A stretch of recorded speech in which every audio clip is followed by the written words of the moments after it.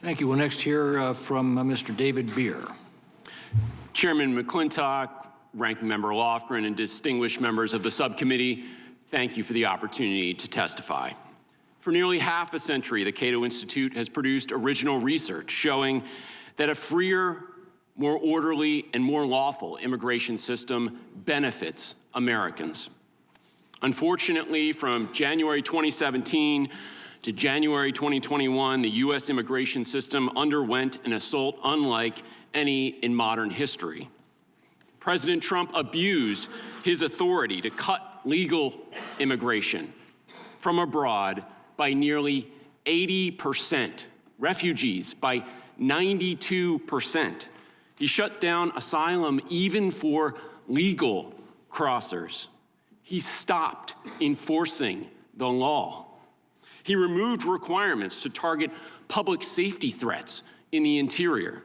As a result, he released twice as many convicted criminals as President Biden. He forced U.S. attorneys to prioritize misdemeanor family separation prosecutions of parents over sex offenders. By the time President Biden took office, the U.S. immigration system was in shambles. Immigration courts, consulates, ports of entry, all shuttered. Even detention centers were at half capacity. Many Border Patrol agents were assigned away from the border. Human trafficking investigators were working on low-level visa overstay cases. In December 2020, Border Patrol arrests were at the highest level for any December back to 1999.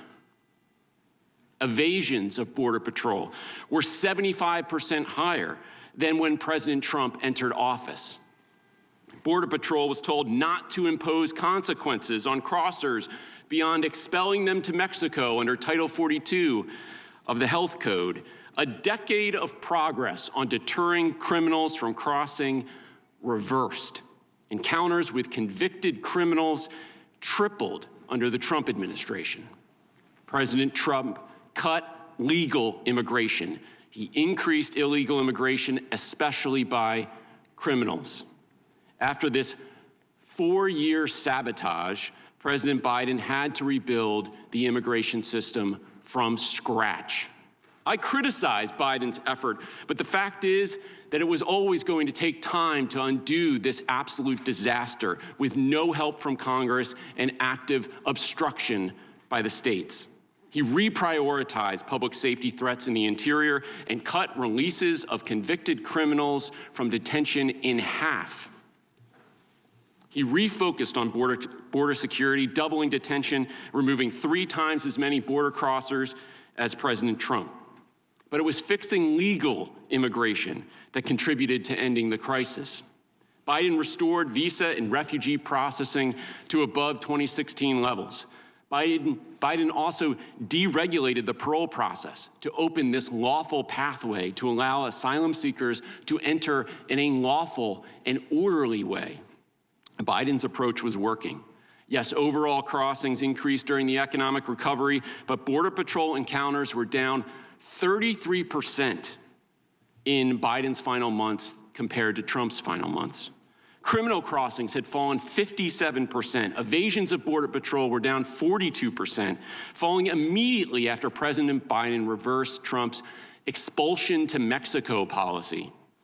For the first time ever, most immigrants coming to the U.S. border were applying to enter legally through a regulated and screened lawful pathway. But the new administration is already undoing all the progress. The slew of new executive orders mandate violations of the U.S. Constitution, target peaceful people over violent felons, and by limiting legal immigration, encourage illegal immigration.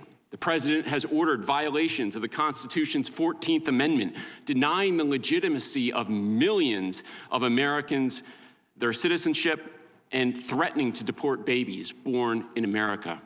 He is threatening to use the military to arrest, detain, and remove people without proving to courts they are removable. His orders explicitly declare that he is above U.S. law, and he asserts he can ignore any immigration law that you, members of Congress, write. The president may have joked he wanted to be a dictator for a day, but he is not one. You, Congress, should defend your powers and the U.S. Constitution and our rights before they're gone. America's immigrants are with you. They come because America is the land of the free. Let's keep it that way. Thank you.